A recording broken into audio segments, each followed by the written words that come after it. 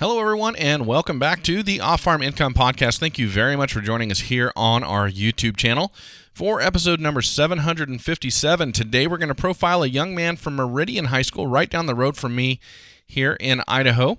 His name is Phillip Broome. He's going to talk to us all about why he's staying in high school for his senior year when, in fact, he's actually completed graduation requirements at the end of his junior year. And along the way, he'll talk to us about his journey in the FFA, raising rabbits, and what his outlook on the future is. We'll get that started for you right now. Joining me today is Phillip Broome, and he is coming to us from Meridian High School, and he's going to be talking to us about his supervised agricultural experience where he is raising rabbits, amongst other things. Phillip, welcome to the show. Thank you so much for coming on. Thank you for having me. You bet. I have been looking forward to speaking with you since Christmas. I met your grandparents at a Christmas party, and they said, "You have got to talk to our grandson," and here we are, finally. Yeah, it's been a while. Well, great. Well, how's the latter half of your junior year of high school started off? So far going pretty good. A lot of my credits transferred pretty successfully, so I should be able to graduate this year. Oh, very cool. So you're going to graduate early? That is correct. Oh, wow. Interesting. Okay, so there's a lot to this story I want to know. So when you say your credits transferred, we're talking about stuff I'm not aware of. So where did you transfer credits in from? So I kind of have credits just from a whole bunch of different universities and campuses. Okay. So I was able to take all of those and transfer them into my just college application resume. Okay. So they're applicable anywhere. So when I choose a college I actually want to go to, I'm basically just have to finish out 1 or 2 years of college now. Interesting. So does that mean that you've been taking dual credit courses, like courses in high school that you're also getting college credits for? Correct. Yeah. Okay. Good for you. Wow. And that's an opportunity I've not talked about very much on the show, but I know there's a lot of students now that are graduating with a lot of college credits when they get started, and that's a big deal. Even if you don't want to speed things up, it saves you the money of having to take those classes while you're in college. Oh, yeah, for sure. Especially because using a credit through high school to go into college is $5 instead of $120 Sure. per credit a semester. Yeah, absolutely. Now, so in addition to doing all that, you're going to be graduating a year early from high school. So how were you able to get the credits you needed to graduate early?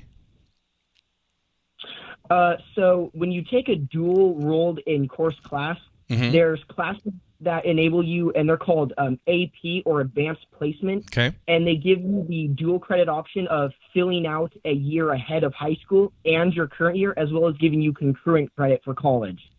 Interesting. Okay. So this has been advancing you in, I guess, 2 different ways at the same time. Yep. Very cool. Okay. Interesting stuff. I did not know that, but interesting. Now, is this something that you've been striving for? Did you want to get done with high school a year early, or did this kind of just present itself to you and you decided, well, I'm going to go ahead and do it? So going into high school, I kind of wanted it to happen, but as I worked more and more, that opportunity became more about I was able to more reach that faster, so it just kind of happened, and then here I am doing it. Very cool. All right. Well, we'll loop back around to that in a minute. We're talking all about you, and I always ask our guests if I can ask them about them so our audience can get to know them, but we're doing that now. So you're 16, you're a junior, and you are going to graduate high school. Will it be this spring then? Yes. Okay. Very interesting. Okay, so let's kind of go back in time a little bit, talk about FFA. How long have you been part of the FFA? 3 years now. Okay. Now, why did you join this organization? I joined FFA to further develop the character that I want to be in the future, as well as develop career tasks and kind of develop myself as a person, as well as it allowed me to continue what I loved doing from 4-H. Okay. So I took FFA as the option to career develop myself and my future, as well as others around me. So you had been in the 4-H, and then how did you come to know that? Because what you're saying about the FFA and developing you in terms of your character and everything you're going to be able to do in the future in a career is all true. As an 8th grader or a freshman in high school, how did you come to know that was something that was offered here and come to value that? So I took a personal skills class, which is kind of like the like beginning ring of FFA. Mm-hmm. So when you go there, a lot of people take it to get their speech credit out of the way for high school. But that's really where a lot of the FFA advisors are, and they start talking about how FFA can help you Mm-hmm. and can really make high school enjoyable. So that's where I kind of, as a freshman, knew where I wanted to be and I wanted to start.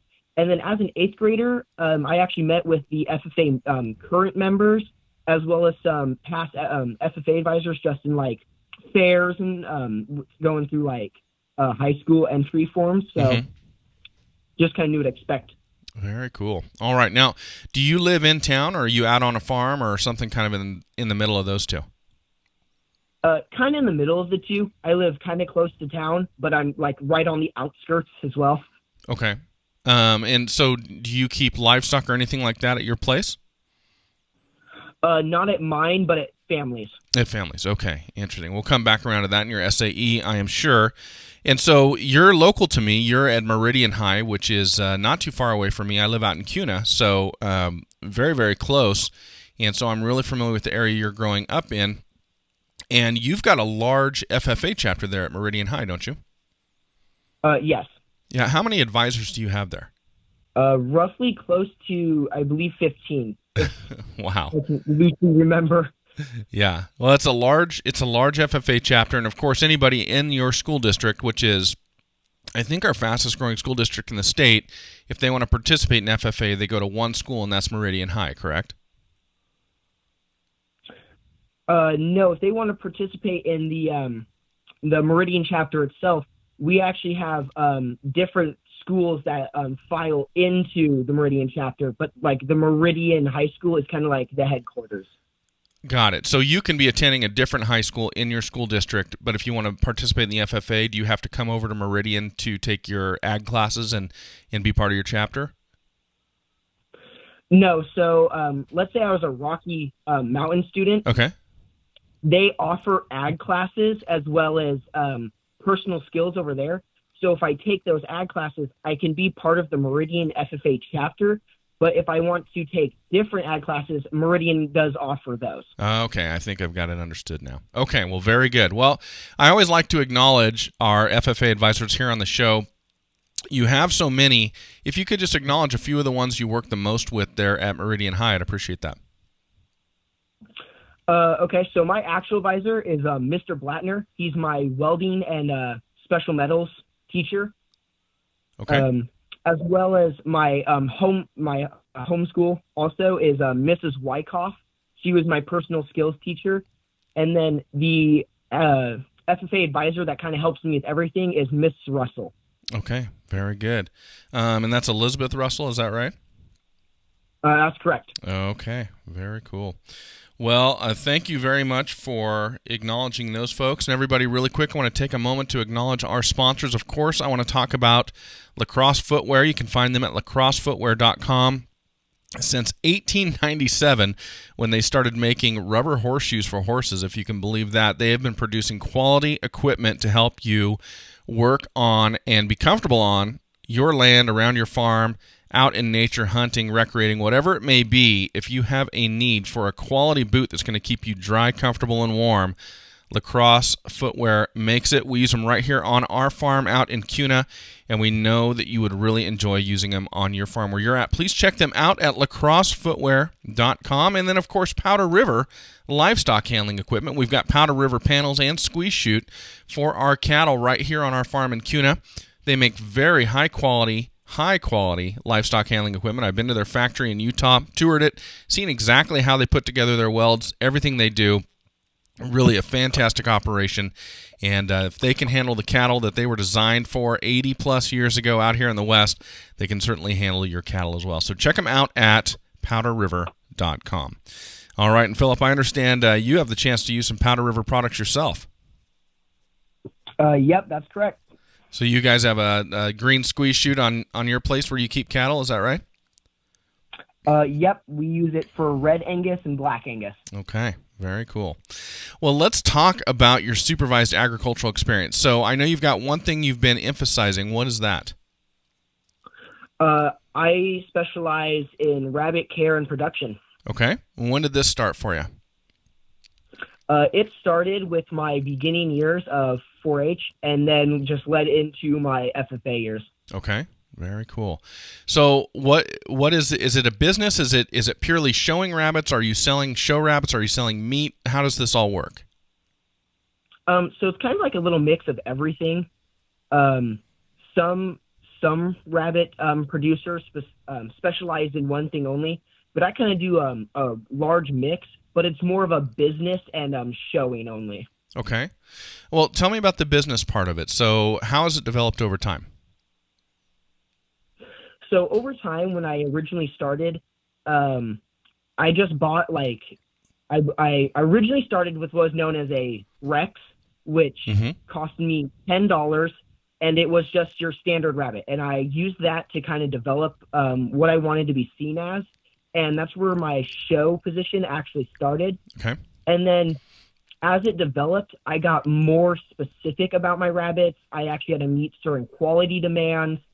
And I actually went to more restriction shows, so where they have to meet very specific qualities to even be put on the table.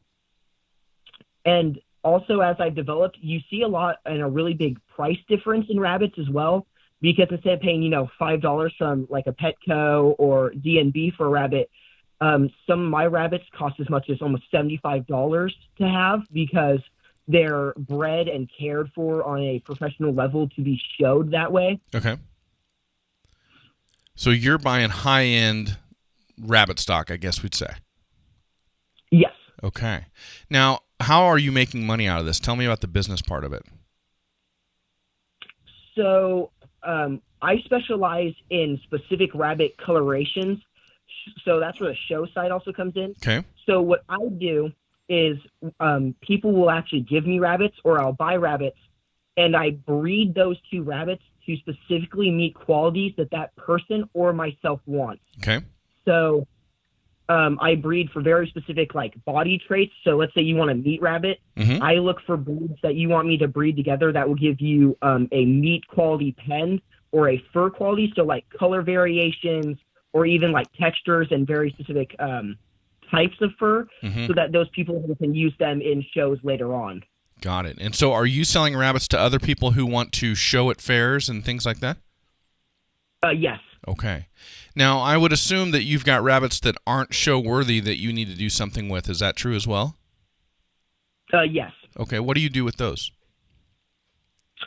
So those ones normally are really friendly and well worked with.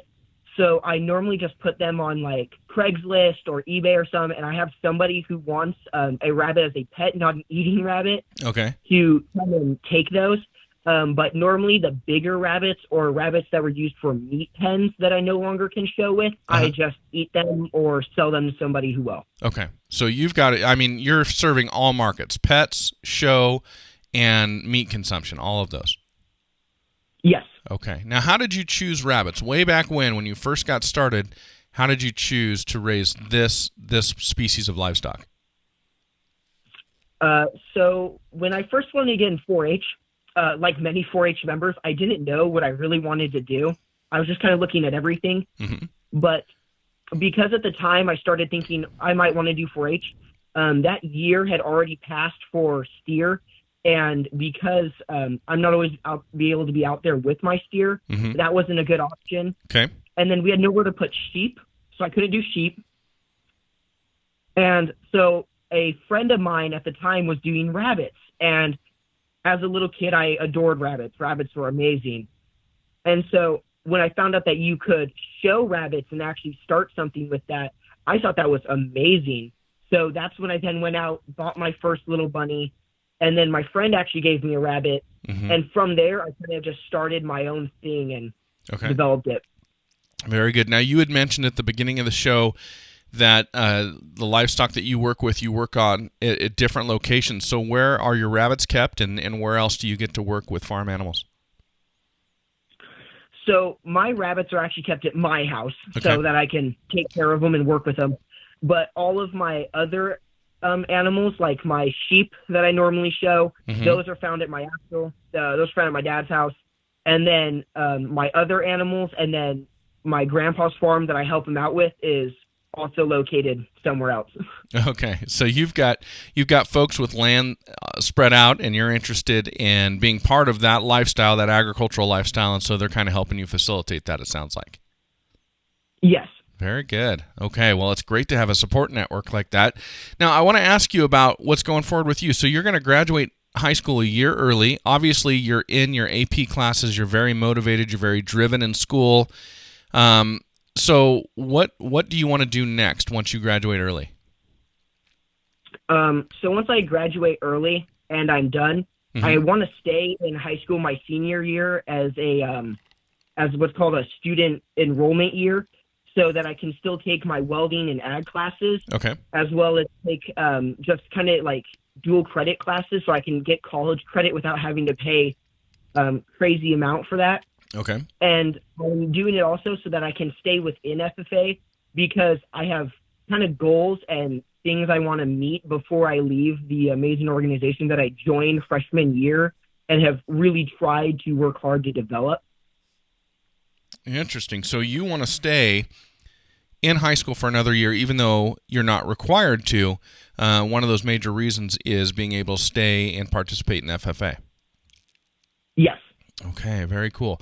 Now, will you walk across the stage and get your diploma this spring, or will you wait and do it with the students whose class you've been in all along next year? I'm going to wait and then walk across the platform with my class.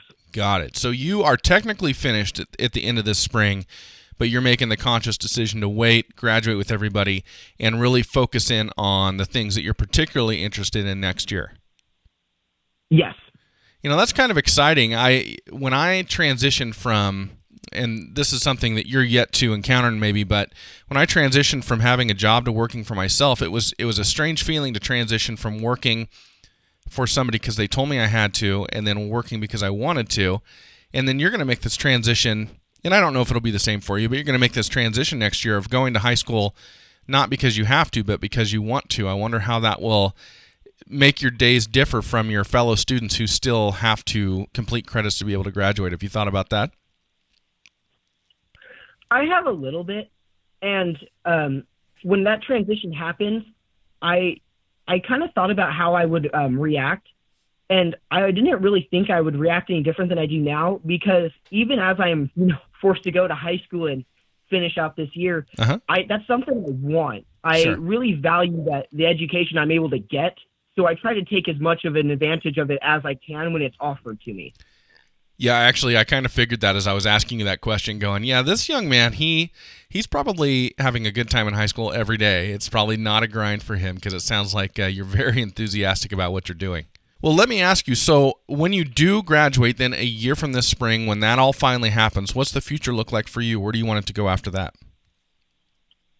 So that's where I'm kind of having the most difficult part, because if I go to college, of course I can't take my rabbits with me. So unfortunately for a bit, my rabbits we put on pause. Yeah. And then I'm kind of like looking at colleges right now, and I kind of have a rough idea what I want to do, but nothing's like really set in stone. And I have opportunities to go and do specific things. So I have an idea, but really the future right now is kind of just something I'm looking forward to, but I'm focusing more in the now to make sure that what I am doing will push that further and better develop everything.